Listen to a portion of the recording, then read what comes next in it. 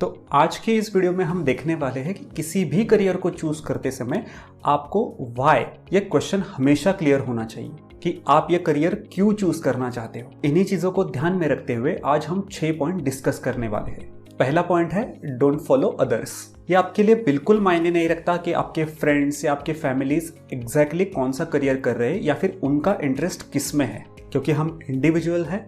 हमारी वीकनेसेस, हमारे स्ट्रेंथ, हमारा इंटरेस्ट, हमारे मोटिवेशंस हर चीज़ों में अलग अलग होगा। तो अगर आप ये सोच के आपका करियर चूज कर रहे हो या फिर आपकी कॉलेज की स्ट्रीम चूज कर रहे हो कि मेरे दोस्त यहाँ पे जा रहे हैं या फिर मेरी फैमिली चाहती है कि मैं ये कोर्स सीखूं, तो ये आप खुद के साथ बहुत गलत कर रहे हैं। क्योंकि अगर आप उनके चॉइसेस के साथ आगे बढ़ते रहे तो आप अपने जीवन में कभी सक्सेसफुल नहीं हो सकते। तो किसी को भी फॉलो ना करते हुए आपको ये क्यों क्वेश्चन हमेशा पूछना चाहिए कि अगर मैं ये करियर चूज कर रहा हूँ या फिर ये स्ट्रीम चूज कर रहा हूँ तो मैं ये क्यों चूज कर रहा हूँ। सेकेंड पॉइंट है to avoid confusions in life.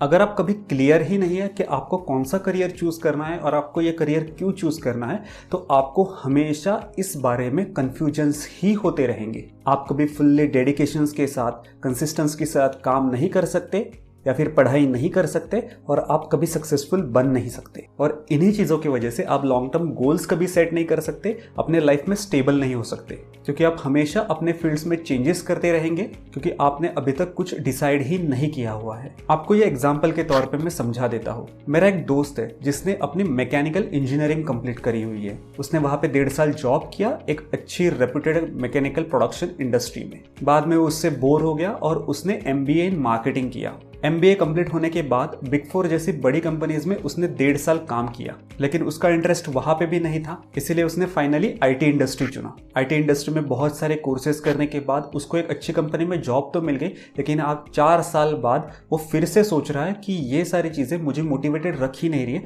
तो एग्जैक्टली मुझे क्या करना है। तो ये क्लैरिटी ना होने की वजह से उसने अपने जिंदगी के अहम 8 साल वेस्ट कर दिए। हाँ, वो पैसे तो कमाता रहा, उसने कॉलेज में जाके पढ़ाई तो कंप्लीट करी, लेकिन उससे जो गोल अचीव करने थे उसके बारे में उसे क्लैरिटी ही नहीं थी।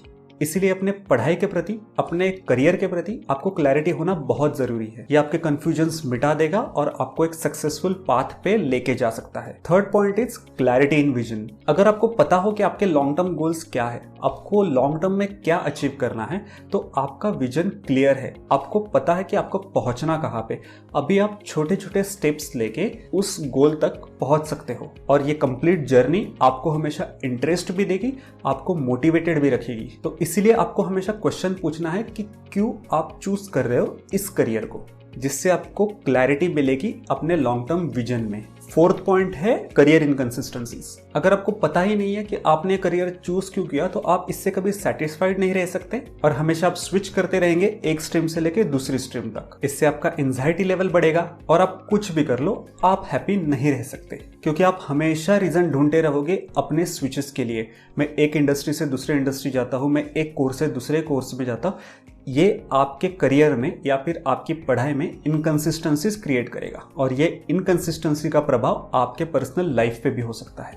फिफ्थ पॉइंट है हैविंग एक्सपर्टीज इन फील्ड। अगर आप अपने करियर पाथ में कंसिस्टेंट हो, डेडिकेटेड हो, मोटिवेटेड हो, तो आपको पता है कि आपको किन चीजों में गेन करना है, एक्सेलेंस करना है, जिससे अपने आप अपने लाइफ में एक एक्सपर्टीज बिल्ड होती रहेगी। तो अगर आपके करियर के शुरुआत में आप क्लियर हो कि आप ये करियर क्यों चूज कर रहे हो, तो आप हमेशा कंसिस्टेंट रहोगे, आप मोटिवेटेड रहोगे, और जिसके वजह से over the period of time आपके पास इस सब्जेक्ट को लेके एक एक्सपर्टीज बिल्ड हो जाएगा। क्योंकि इनिशियल पीरियड में जब हम जूनियर होते हैं तो हमसे ये एक्सपेक्टेड भी होता है कि हम अपने गोल्स को इतने अच्छी तरीके से डिफाइन नहीं कर सकते, इस वजह से हम जॉब स्विच वगैरह कर रहे हैं। लेकिन जब over the period of time, जब आपका एक्सपीरियंस ये 5 साल से ज़्यादा हो जाता है, तो आपके जो सबऑर्डिनेट्स है, आपके कलीग्स या फिर पीयर्स है, वो आपसे किसी ना किसी एक सब्जेक्ट में एक्सपर्टीज एक्सपेक्ट कर रहे होते हैं। बट अगर आपको किसी भी चीज़ के बारे में क्लैरिटी नहीं है, तो आप वो एक्सपर्टीज भी एक्सपेक्ट नहीं कर सकते अपने आप से, जिससे आपका सर्वाइवल उस कंपनी में या फिर उस बिजनेस में बहुत डिफिकल्ट हो जाएगा।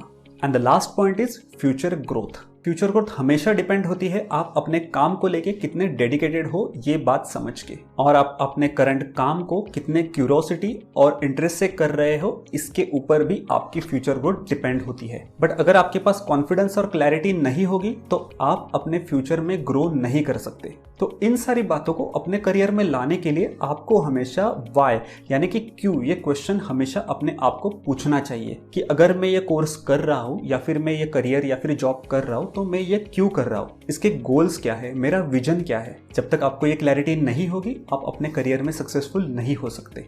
तो आज हमने देखा कि जब भी आप कोई कोर्स या फिर करियर चूज कर रहे हो तो आपको खुद को वाई ये क्वेश्चन पूछना चाहिए, और इसी से रिलेटेड नेक्स्ट वीडियो में हम कवर करेंगे कि अपने करियर ग्रोथ को इम्प्रूव कैसे करें। तो आज के लिए इतना ही, मिलते हैं नेक्स्ट वीडियो में।